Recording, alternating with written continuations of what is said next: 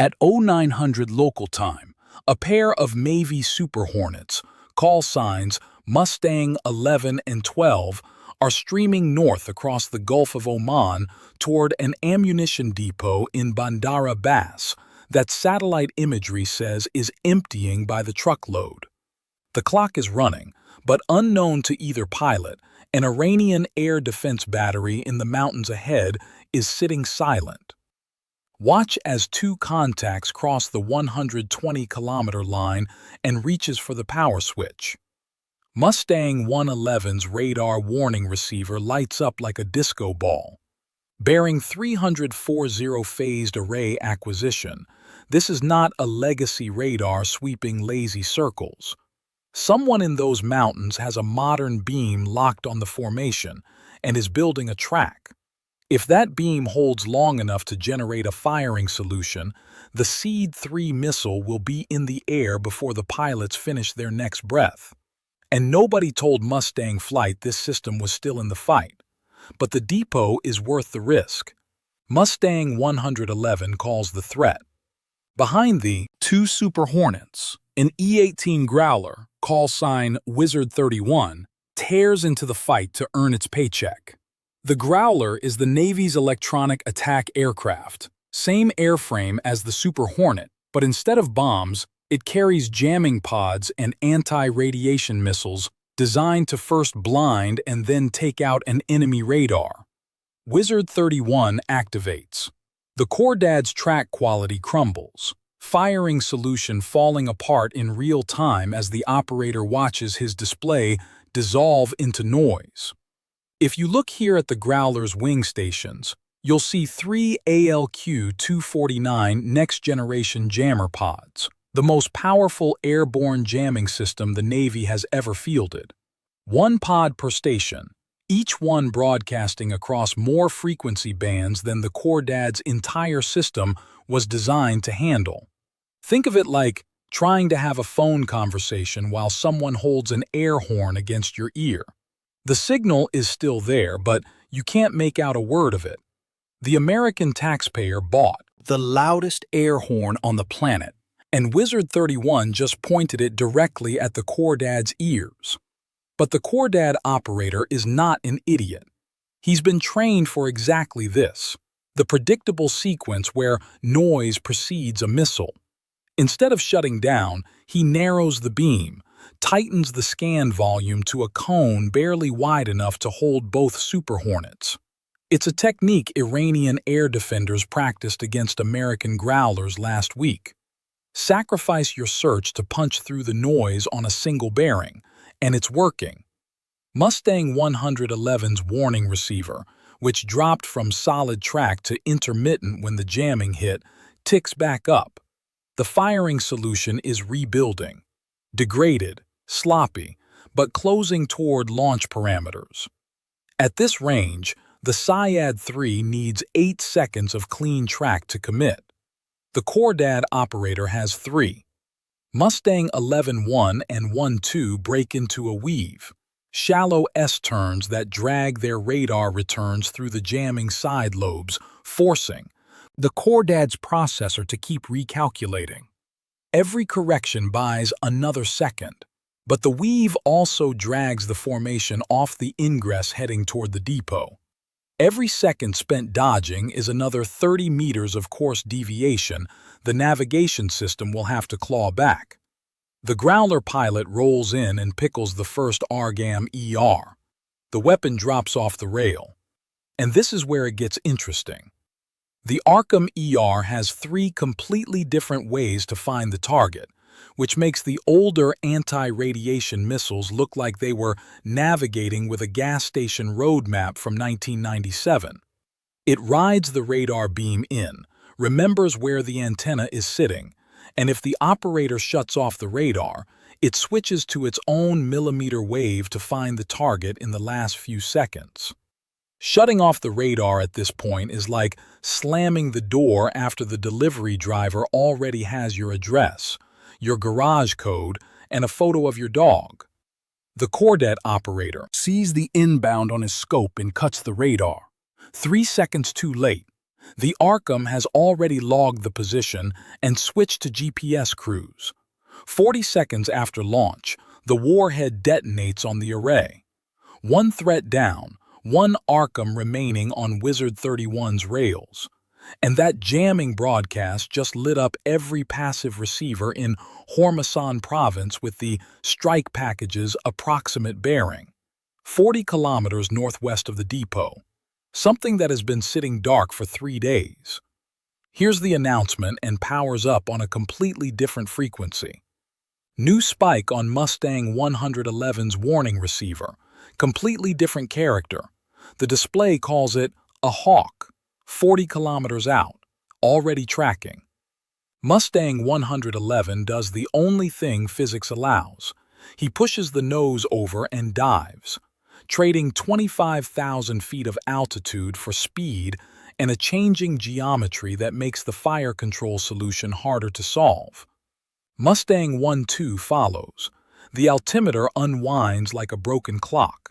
20,000, 18. Both jets punching through the descent with throttles at mill power, trying to put enough vertical separation between where the missile expects them to be and where they actually are. They level at 12,000.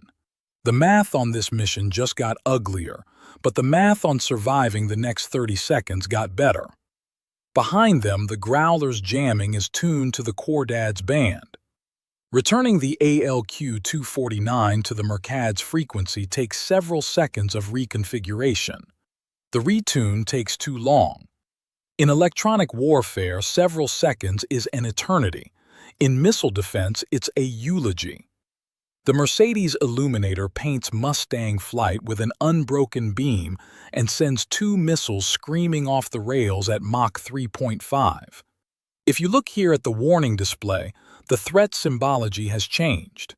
The MRSAD is Iran's modernized version of the American MIM-23 Hawk, a system the U.S. sold to Iran before the 1979 revolution. Upgraded for 40 years with digital seekers and capabilities the original designers never imagined. MRSA tracks on a completely different frequency band than the Chordad. Think AM radio versus FM. The Growler was tuned to the wrong station, and both missiles ride reflected energy bouncing off the Super Hornets' back on their semi-active seekers. Like a flashlight beam bouncing off someone's jacket in the dark, the Murad's Illuminator is the flashlight, and Mustang Flight's 66,000 pounds of American fighter jet is the jacket. Mustang 111 and 12 break hard into the threat, both jets hauling toward the Murad in a coordinated defensive turn that collapses their formation into a single tight radar return. Against an active seeker missile, you split. Against a semi-active system riding one illuminator beam, you stay close because splitting means one jet flies out of the beam and the other catches both missiles alone. The turn compresses their signature and drags both aircraft through the chaff they're about to dump. Both pilots punch their AL-47 countermeasure dispensers, the "oh no" button that dumps defensive decoys out the back of the jet. The chaff bundles bloom behind both aircraft, thousands of thin metallic strips creating false radar returns that look like fighter-sized targets to a semi-active seeker. Mustang 12's chaff blooms clean, a textbook radar decoy spreading across the sky behind the aircraft. Mustang 111's dispenser stutters. 2 of the 6 chaff cartridges in the first sequence fail to eject. A mechanical jam in the AL-47's rotary magazine that the pilot can feel as a dull thunk instead of the rapid-fire pops he's trained to expect. 4 bundles instead of 6. The radar decoy behind Mustang 111 is thinner, smaller, and fading faster than his wingman's. The first missile tracking the stronger return commits to Mustang 12's chaff cloud. The one with the weaker decoy to choose from stays on Mustang 111.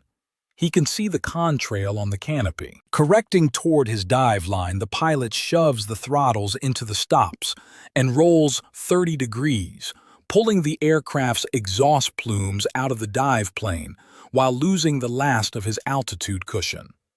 12,000 feet becomes 10 in 2 seconds. The geometry change drags the illumination beam through the chaff cloud and, more importantly, buys Wizard 31 the seconds he needs. At 10,000 feet and accelerating through 500 knots, Mustang 111 can hear his own breathing inside the mask. The first MRS missile streaks through the chaff to his left, a white contrail punching past the canopy close enough that his head snapped back to track it involuntarily. The missile detonates on a chaff return 200 meters behind Mustang 12. Shrapnel pattern, no hit. The second missile is already correcting toward Mustang 111's dive when Wizard 31 catches the new frequency and the jamming takes hold. The illumination degrades. The seeker loses the return, and the missile goes ballistic into the gulf below. Wizard 31 pickles the last AARGM-ER at the Murad. 40 seconds later, the battery joins the Cordad as scrap metal. 2 American missiles that cost less than a house in the suburbs just erased 2 air defense systems Iran spent decades building. Your tax dollars finally did something your accountant would approve of. Mustang flight is alive, but the last 60 seconds cost them everything they can't get back. Wizard 31's AARGM pylons are empty. The weapon that answers radar-guided threats is gone from the strike package entirely. If another system goes active between here and the depot, the only options are jamming and a prayer. The evasive dive burned altitude. Mustang flight started at 25,000 and is sitting at 10,000, and altitude cost fuel. Both Super Hornets dumped thousands of pounds of JP-5 in the dive and the combat power maneuvering that followed.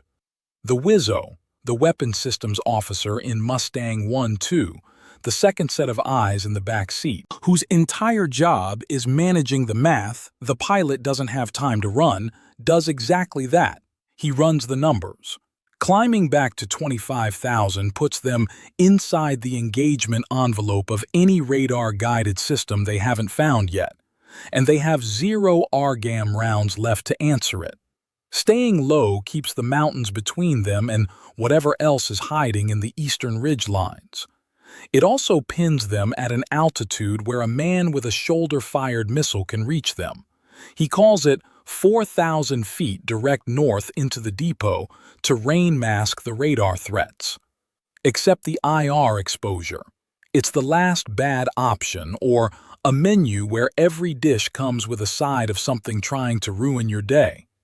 Mustang 11 pushes the throttles forward and descends toward the industrial corridor south of the depot. 4,000 feet. Both F414 engines at military power.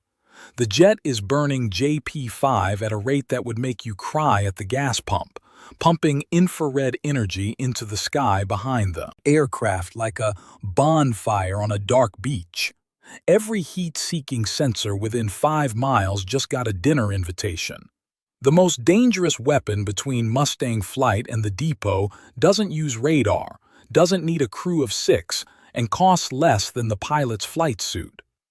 Mustang flight's ingress route runs north from the coast, across the airport perimeter, through 2 miles of industrial warehouses and shipping yards, then into the hills where the ammunition depot sits behind a ring of hardened bunkers. 4,000 feet, both engines and combat spread, threading between the mountains to the east and the city to the west. On a rooftop in the industrial district south of the airport, an IRGC militiaman shoulders a MSG-2, an Iranian copy of the Chinese QW-18, infrared-guided, worth roughly the same as a used Honda Civic. It is now pointed at a $70 million fighter jet. The Iranian soldier hears the twin-turbo fans before he sees the jet. 66,000 pounds, screaming north at 4,000 feet with enough heat trailing behind it to light up every infrared sensor in the district. He shoulders the launcher and the seeker growls as it crawls onto the thermal signature of Mustang 111's exhaust plumes. He squeezes the trigger, and the missile tears from the tube, accelerating on a column of white smoke the pilot will never see. No radar emission, no cockpit warning. The ALR-67 Victor III radar warning receiver, the system that just saved this pilot's career twice in 10 minutes, picks up enemy radar energy. A shoulder-fired infrared missile emits none. The radar warning receiver is silent because there's nothing to warn about. Mustang 11 is flying with a missile behind him and a green board in front of him. Here's what makes that gap worse. The A-18E doesn't carry a MOS, a missile approach warning system that detects the infrared flash of a motor igniting and screams a warning before the weapon closes. The F-35 has one built into its skin. Even the $30 million MQ-9 Reaper drone has one, but the $70 million Super Hornet doesn't. Mustang 111 cranks 5 degrees toward the coast. The turn swings the jet's exhaust plumes out of the MSG-2's narrow seeker cone. The tracker loses lock at the edge of its field of view. The missile's guidance, built for tail-chase geometry against a target holding steady, can't reacquire. It passes behind and below the aircraft before the proximity fuse detonates harmlessly. Mustang 12, half a mile in trail, flinches at the flash against the haze. Mustang 11, possible launch bearing 180 flash south of the airport. Mustang 11 checks his jet. No caution lights, no damage indications. His warning receiver never made a sound. He asked Mustang 12 to repeat.